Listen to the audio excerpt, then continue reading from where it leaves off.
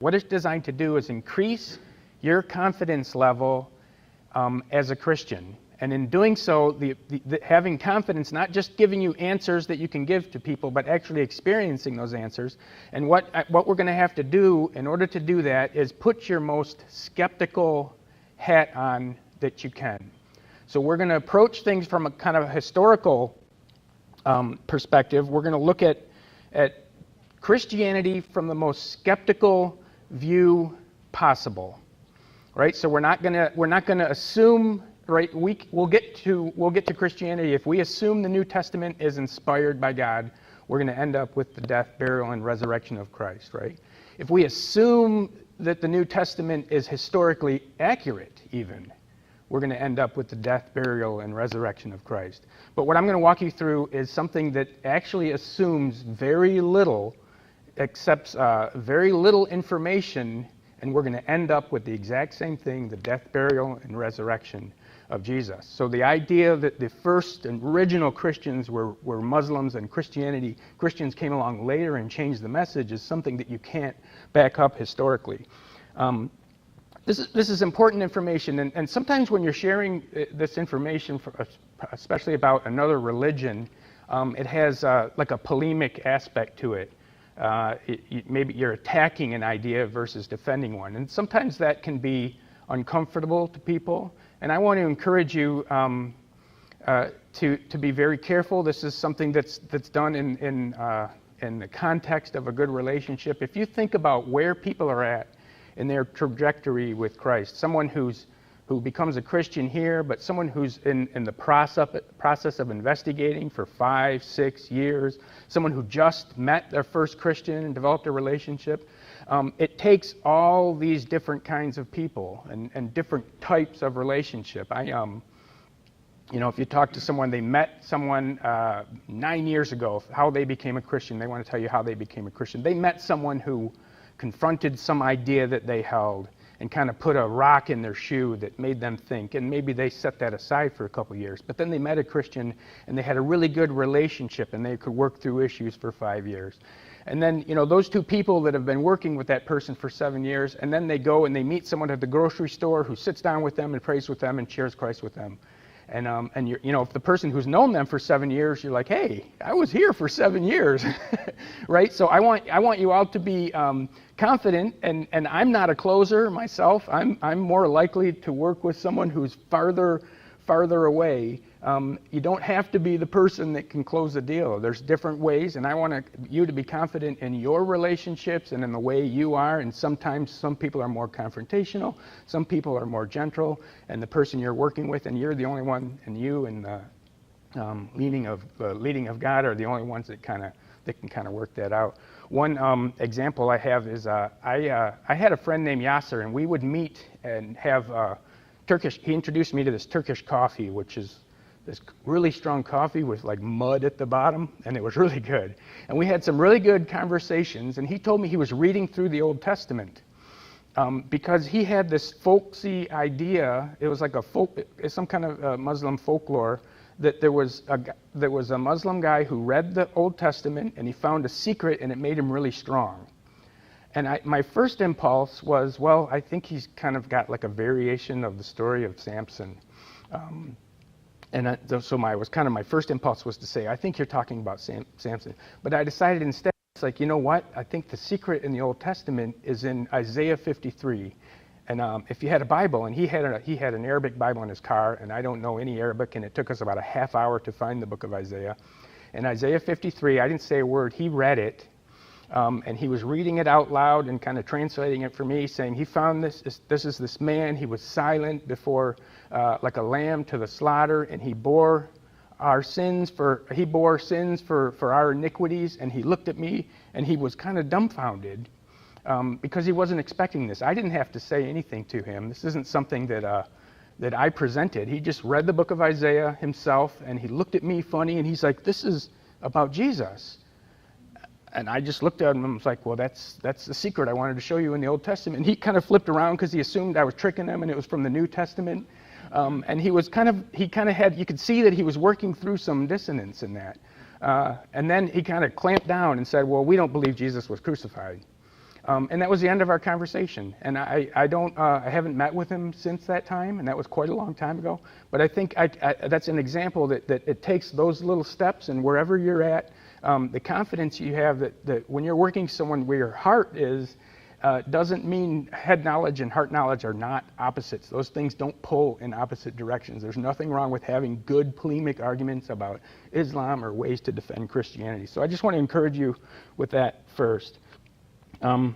So I'm going to try to walk through something called minimal facts, and it's something that Gary Habermas put together, and it's really kind of innovative, and it's really kind of interesting. It's something you could Google minimal facts Habermas, and you would find it yourself. It's a very simple thing. And first I wanted to walk through what I'm gonna come to the conclusion of is from a historical aspect with the most skeptical hat you can put on. We're going to come to the conclusion, I'm hoping to be able to present to you that we're going to be able to come to the conclusion as a Christian, as an agnostic, as an atheist, that the early original Christians even believed in two things. They believed in the resurrection. There's consensus, even among the most liberal scholarship, that Jesus existed, performed miracles and exorcisms, was crucified, buried in a tomb, and later appeared to his followers. Now, a liberal scholar might not come to the conclusions about those things, but historically, those are things that even liberal scholars will agree on. And the second thing they're going to agree on is that the first Christians saw Jesus as a participant in creation, possessing the divine name, sharing God's throne, and receiving worship. This initial Christology emerged early and dramatically, not slowly over time. Okay, so a Muslim might present the problem like this, and you might have heard this before. God would not allow Jesus to be crucified. So historically, with our most skeptical hat on, let's look at history and see, is there evidence that Jesus was crucified, buried in a tomb, and resurrected? A Muslim would say no. And a Muslim would say no for one reason, right? The Quran tells a Muslim that. So we have one source that tells us that they did not kill Jesus, they did not crucify him, that he was made to resemble another. Some would say Judas was actually the one that was crucified, but Jesus was not crucified, he was saved at the end. So we have one source that says Jesus wasn't crucified. It's 7th century, right, written by a person in Saudi Arabia. That's our first historical source, that Jesus wasn't crucified. And he borrows that from a Gnostic source from the 2nd century that says Jesus was swapped out with a man from Cyrene named Simon, and Jesus wasn't on the cross, and Jesus was laughing. It has the Gnostic source has some similarities to the story, but that's our one source. No one takes that from a historical perspective. No one takes that seriously. Okay, so we have other sources. And again, we're going to use the most liberal dates. We're not going to assume, and again, I'm asking us to set aside these things. I'm not saying not true. We're not going to assume the Bible's inspired in order to evaluate the historical things. We're not going to assume that they're authentic. We're just going to accept some liberal dates, the information that we can get from people. Okay, so one is that the Gospels, let's take the book of John. We'll take a liberal date for that. 95 AD, right? I'm not saying I agree with that date, but that's a liberal, like an agnostic New Testament scholar might suggest that the book of John was written in 95 AD. Acts, maybe 80 or 90. Matthew, 80 AD. A critical date from Mark might be 70 AD. So that's the worst it gets for those 4 books. 4 books within 65 years. Historically speaking, that's really, really good, right? That's actually very good. From a spiritual perspective, you think, 65 years, that seems like a long time. That's an entire lifetime. But we're going to keep going. But it's important to know that just historically speaking, that's excellent. So the sources for Alexander the Great are 300, 450 years after his death.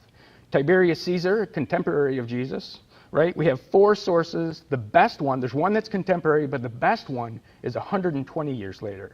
So we are right. This is very good, just having those 4 books, for example. But we're not even going to use those 4 books for what we're going to talk about here. We're going to talk about the earliest writings, only the ones that are accepted by liberal scholars. So we know Paul has 13 epistles, and there's really good reason to to believe that all 13 are authentic and are written by Paul. And I'm not going to have time to go through those, but there is very good reason to believe that. But liberal scholars, agnostic, even some liberal Christian New Testament scholars don't accept them. They accept just a few. They accept Romans, 1st and 2nd Corinthians, Galatians, Philippians, 1 Thessalonians, and Philemon. Those are the 4. Fine. We'll just take those. I'm sorry, 6. I listed 6 and said those are the 4. We're going to just take those 6 then. Taking those 6 books that everybody accepts. That's consensus. I'm not saying you won't find a blogger or someone on YouTube that doesn't think Jesus existed or is a mythicist or something like that.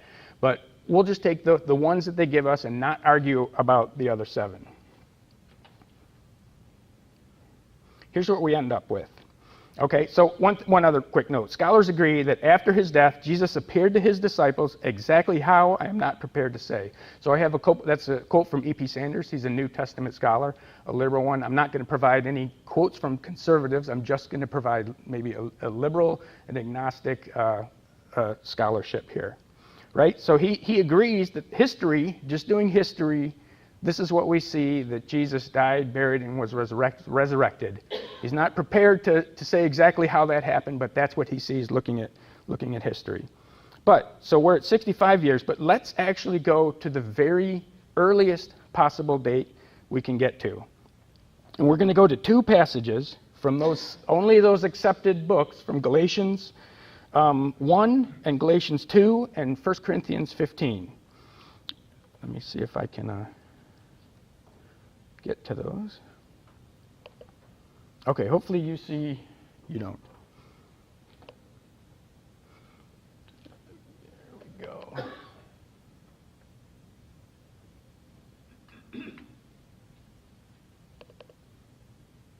Okay, is that big enough font? Everybody can see that? Good? You can see that okay? Okay. I'm going to go to 1 Corinthians 15. If I can keep track on my mouse here. Okay, so remember, 1 Corinthians is one of the accepted books. And Paul writing to the Corinthians says, "Now I remind you, brothers of the gospel, I preach to you, which you received, in which you stand, and by which you are saved. And if you hold fast to the word I preached to you, unless you believed in vain." So he preached to the Corinthians. That's actually a date historically, because we know who was the leader of the city historically. We know exactly what date that is because they only served for 1 year. So we're talking about AD 51, 52. Let me jump back to the slide here. Okay.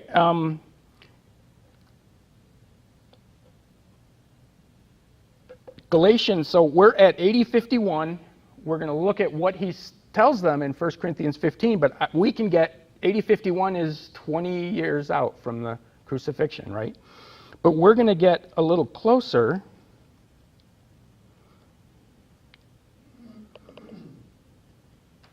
by looking at Galatians, another accepted book by liberal scholars, Galatians 1:11.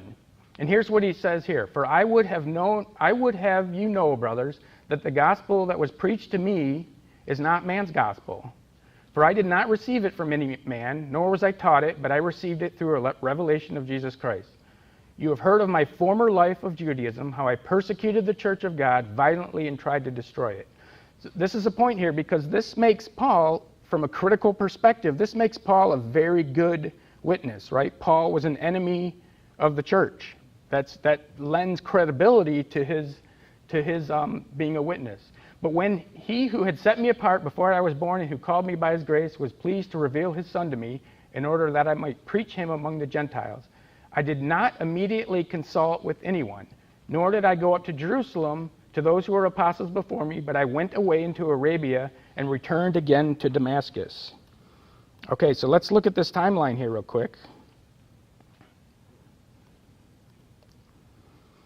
Okay, so we have, you can see the crosshairs at AD 30. We have Paul's visit to Corinth around 51. Now he's saying, basically, when he was converted, which is Acts 9, how long of a period is between Acts 1 and Acts 9? Liberal scholars would agree. We're talking about 2 or 3 years. So we're 2 or 3 years past the crucifixion. That's where Paul's at, +2. After that, he says, I went into the desert after I was, Paul's an enemy of the church. He gets knocked off his horse and blinded by Jesus. He goes off into desert, which kind of makes sense after something like that happened, to think about that for 3 years. And then he goes on in Galatians 2.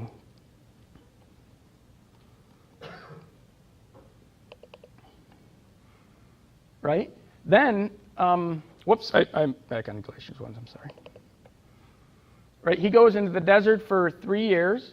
Then after 3 years, I went up to Jerusalem to visit Peter and remained with him for 15 days. So he's 2 years from the crucifixion is when he becomes a Christian. He goes into the desert for 3 years, and then he comes back to Jerusalem and he meets with Peter, and then he also meets with James, the Lord's brothers, who was another good witness, because Peter is someone who who kind of denied Christ. James is someone who thought Jesus was crazy before the resurrection.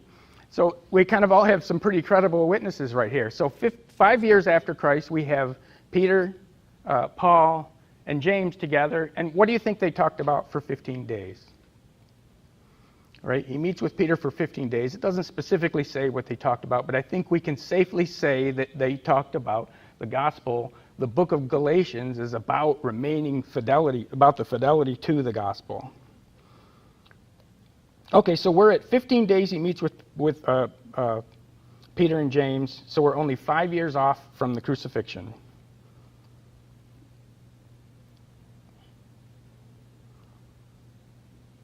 Okay, so 5 years out, and then I'm going to go to Galatians 2 real quick. And after that, after 14 years, he goes up to Jerusalem again, this time with Barnabas, taking Titus along with me.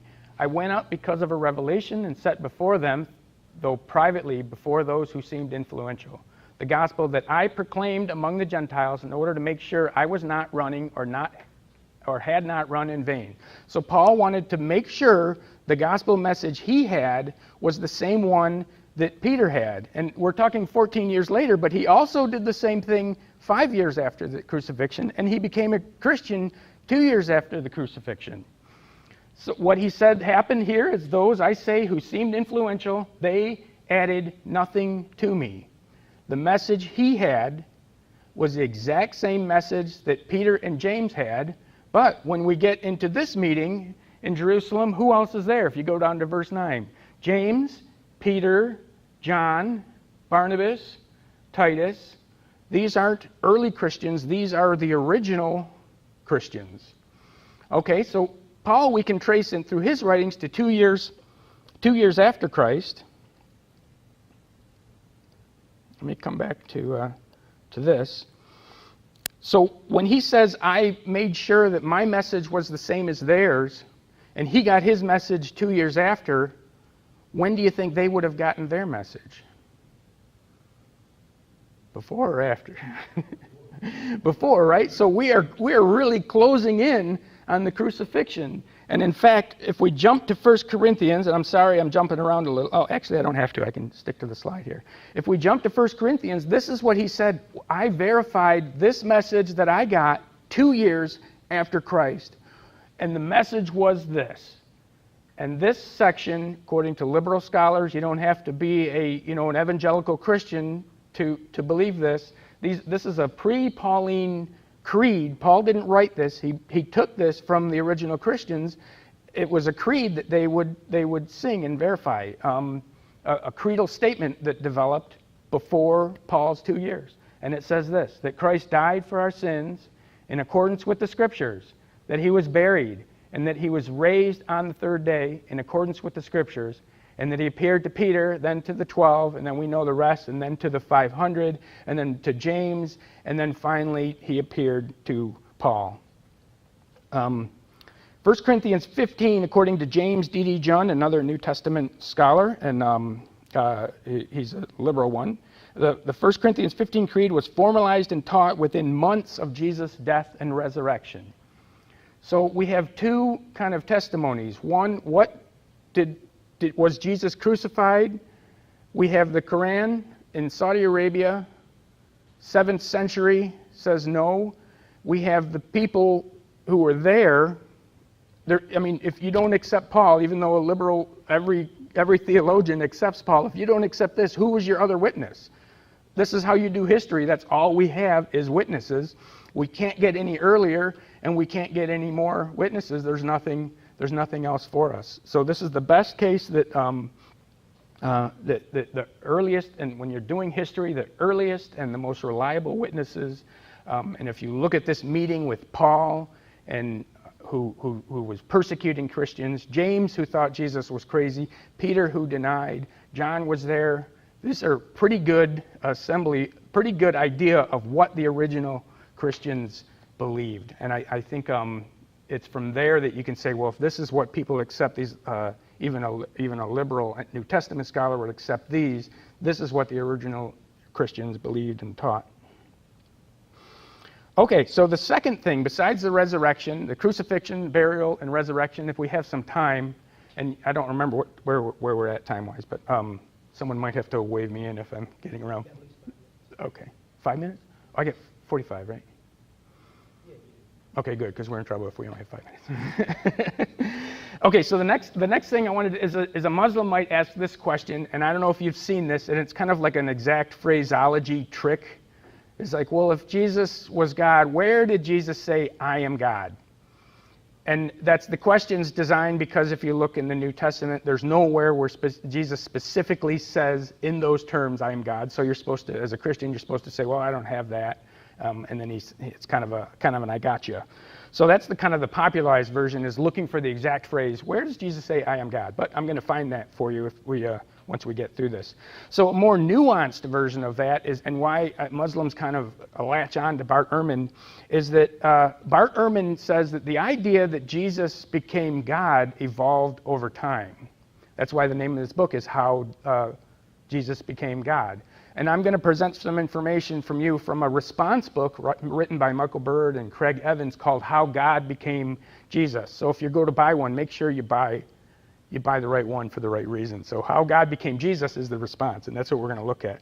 So what Bart Ehrman says is in response to this question, or kind of as backup for this question, is that the idea that Jesus is God is true. That's what early Christians said, but they didn't mean it the way you think they meant it. And matter of fact, each of them meant it differently.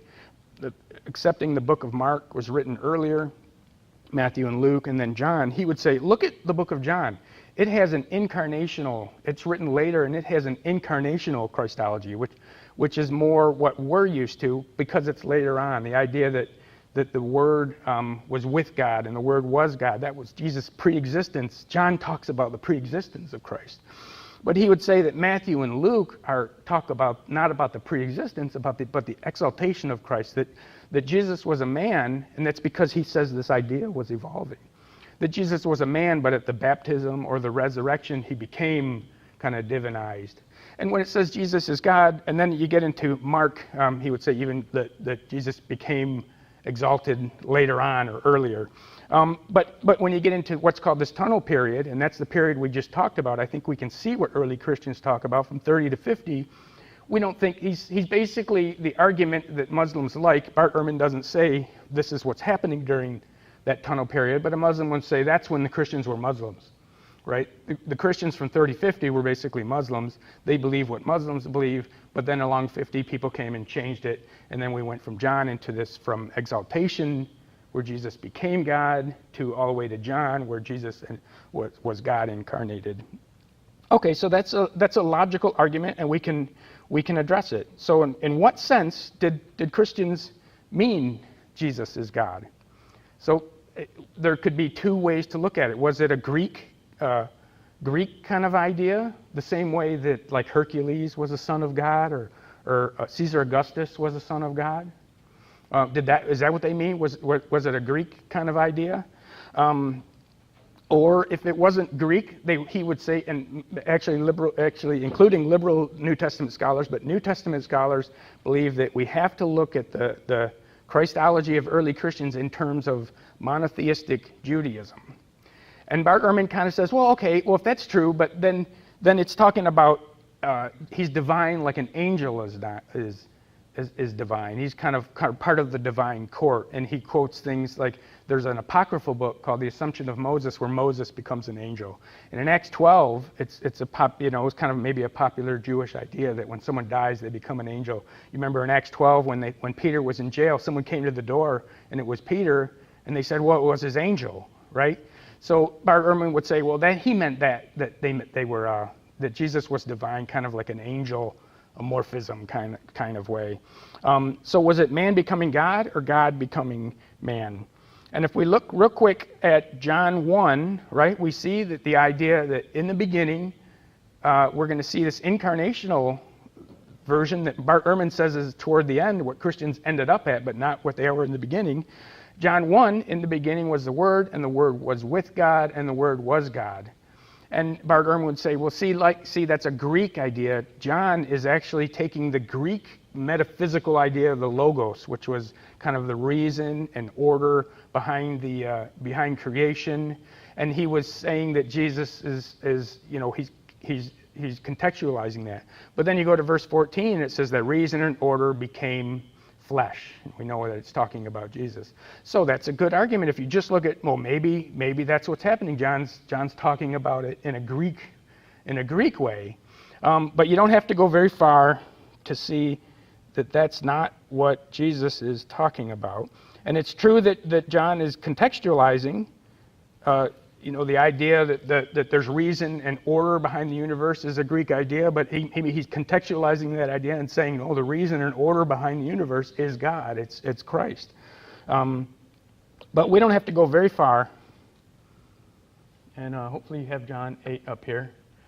To see a time when Jesus was confronted by the Pharisees in John 8:56, and it says, your father Abraham rejoiced that he would see my day. He saw it and was glad. So this is Jesus saying, Abraham looked forward to my coming. So the Jews, a little bit enraged, says, so the Jews said to him, you are not yet 50 years old, and you have seen Abraham? Jesus said to them, truly, truly, I say to you, before Abraham was, I am.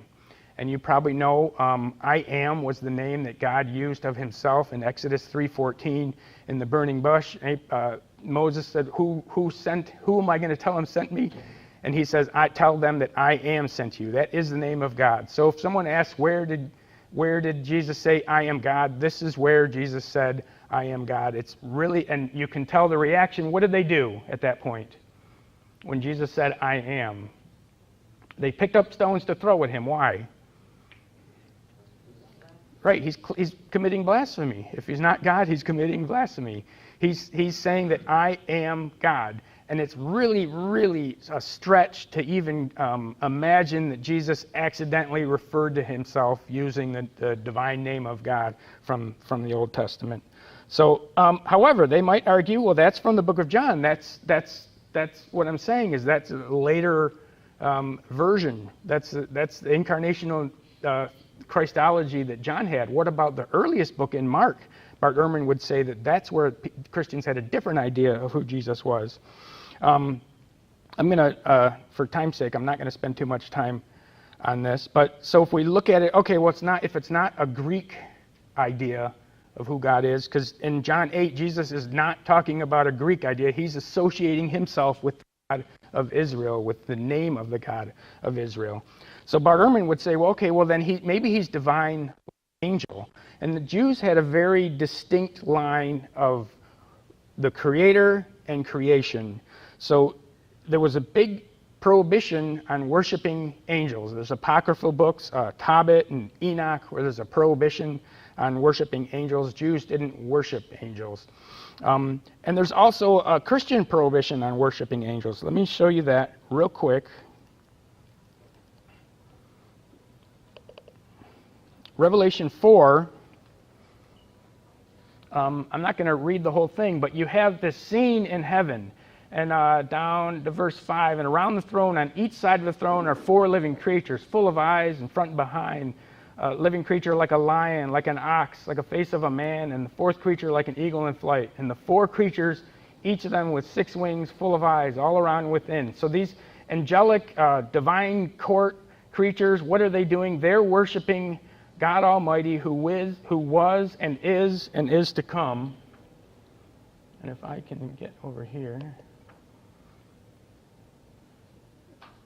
And the angels are not worshipped. The angels are being worshipped. But if we go on to verse 5, we have the appearance of the Lamb, who we know is Jesus. And if you go down to verse 9, and they sang a new song, saying, "Worthy are you to take the scroll and to open its seals, for you were slain, and by your blood you ransomed people for God, from every tribe and language and people and nation, and you have made a kingdom and priests to our God, and they shall reign on the earth." And worshiping not only God the Father, but in verse 12, saying with a loud voice, "Worthy is the Lamb who was slain to receive power and wealth and wisdom and might and honor and glory and blessing." And I think that's a good indication of what kind of divinity the early Christians thought Jesus had. They weren't Greek, thinking Jesus is like Hercules, kind of a son of God in that sense. This was based on their experiences with the risen Christ, their experiences with the Spirit, and exegesis of the Old Testament, the idea of the sending of the Son. When Jesus used terms like "I have come," even in Mark and Matthew and Luke, he's not saying "I was born." That sending of wisdom or sending of the Son is from Jewish exegetical tradition, basically. Okay, so he wasn't divine like a Roman Empire. He wasn't divine like an angel. Another New Testament scholar I wanted to touch on here is Richard Bauckham. He says this: "In the exclusive monotheism of the Jewish religion tradition, as distinct from some other kinds of monotheism, it was worship, which was the real test of monotheistic faith in religious practice." So if the Jews worshipped it, and if the early Christians worshipped him, it was God. They did not worship lesser beings or angels or any other concept like that. And we can go back to our early creeds, pre-Paul. Remember that Philippians was one of those books that was accepted, and we find another pre-Pauline creedal statement in Philippians 2. And this is what a creed that early Christians, again, we're dating these to 6 months within the crucifixion. Philippians 2, verse 6, "Who, being in the very form of God," this is Jesus, "did not regard it robbery to be equal with God, but he emptied himself, taking the form of a slave." So if we look at Bart Ehrman, did God become Jesus, or did Jesus become God? Early Christians say that God became man. And being formed, this is a kind of a chiastic structure that starts this idea, goes with this idea, until you get to the very middle, which kind of brings us to Jesus' descent, being obedient to death, even death on a cross, and then his ascent to being worshipped, that of the name of Jesus, every knee should bow in heaven and on earth and under the earth, and every tongue confess that Jesus is Christ, to the glory and praise of God the Father. So it's a hard argument to say that early Christians did not believe in the resurrection of Christ, and that they did not hold a very high Christology, that basically they did not believe in the divinity of Christ. We can look at also Mark 14. We're okay on time. So let's go with what they might say and say, well, Mark is the earliest book.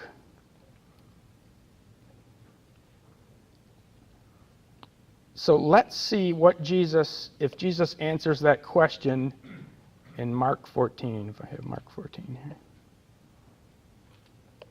Okay, so Mark 14, Jesus is being questioned by the high priest. And the high priest says, "Are you the Christ, the Messiah, the Son of the Blessed One?" Right, so this monotheistic Jewish high priest, who is the Blessed One?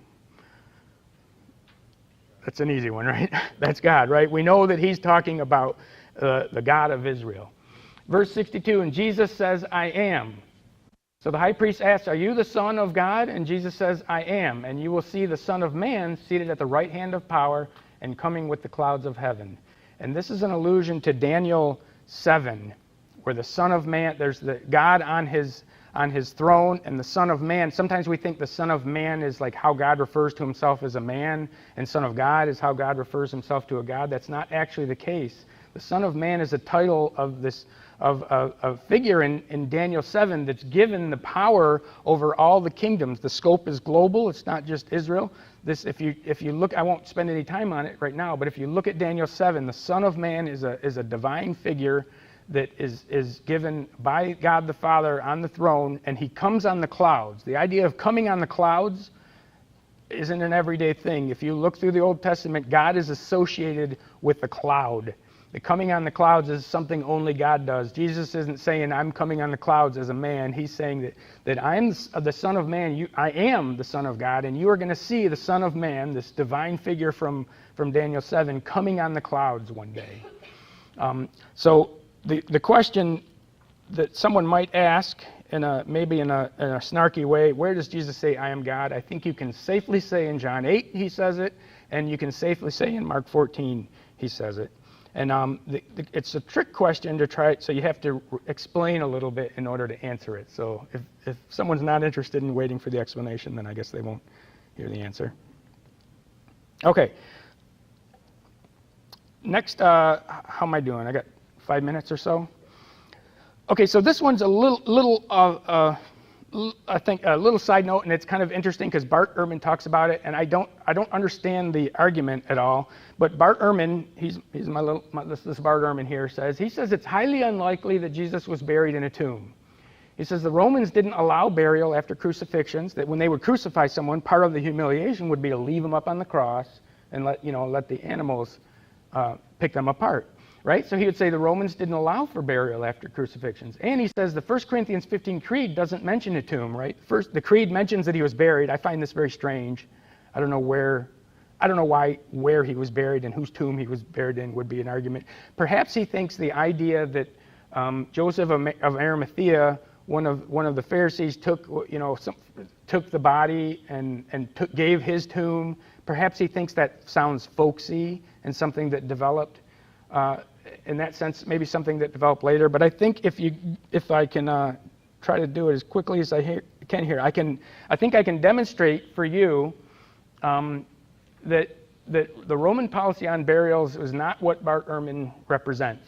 So the Romans did allow burial after executions. I have something from Philo, who was a Jew in Alexandria, contemporary of Christ, and he's making an argument in Alexandria now, right? And he says this: I have known cases when on the eve of the holiday of this kind, people have been crucified and have been taken down and their bodies delivered to their kinsfolk, because it was thought well to give them burial and allow them the ordinary rites. For it was meet that the dead also should have the advantage of some kind of treatment upon the birthday of the emperor. So Bart Ehrman would say, well, yeah, that's true, but that's the exception. That proves that they did not allow burials. However, you can look at, this is from a summary of Roman law, and it says this, I'll just hit the highlighted point. At present, the bodies of those who have been punished are only buried when this has been requested and permission granted, and sometimes it is not permitted. So that idea of sometimes the body can be granted to be buried, sometimes it's left up. And in Israel, and especially in Jerusalem, there was a lot of issues with not allowing Jewish customs. There's a lot of things that Pilate couldn't do that he normally would do. There's a story about him trying to bring banners put banners into the city, and they wouldn't allow that. And he didn't do it. He chose not to do it because it would cause an uprising. But there's another reason that I think is interesting. Here's one more. Josephus, who was a Roman historian, but he's a Jew. He records that the Romans, he says, do not require their subjects to violate their national laws. So basically, he's saying that because of the Jewish law, which I'm going to go into, they let the burial of criminals, and I'm going to show you the reason for that next here. Josephus, in finishing his argument, got myself lost. So the Romans did allow burials on different circumstances, and in Jerusalem we have such a circumstance that basically the Sanhedrin was responsible for making sure criminals were buried, and Joseph of Arimathea was actually fulfilling a responsibility. We think of him as kind of a sympathetic character, which he may have been, but it was actually him fulfilling a responsibility to do the burial, right? The Sanhedrin was responsible for burials after executions. In Deuteronomy 21, 22, and 23, criminals are to be buried before sunset. So Josephus points this out. Jews are careful about burial rites, that even malefactors who have been sentenced to crucifixion are taken down and buried before sunset. So the Jewish council was actually responsible for burying criminals and making sure it's done before sunset, because it was their responsibility to not let the land be polluted. Okay. This I'm going to sneak. I think I'm going to leave it. I think I'm going to leave it right there.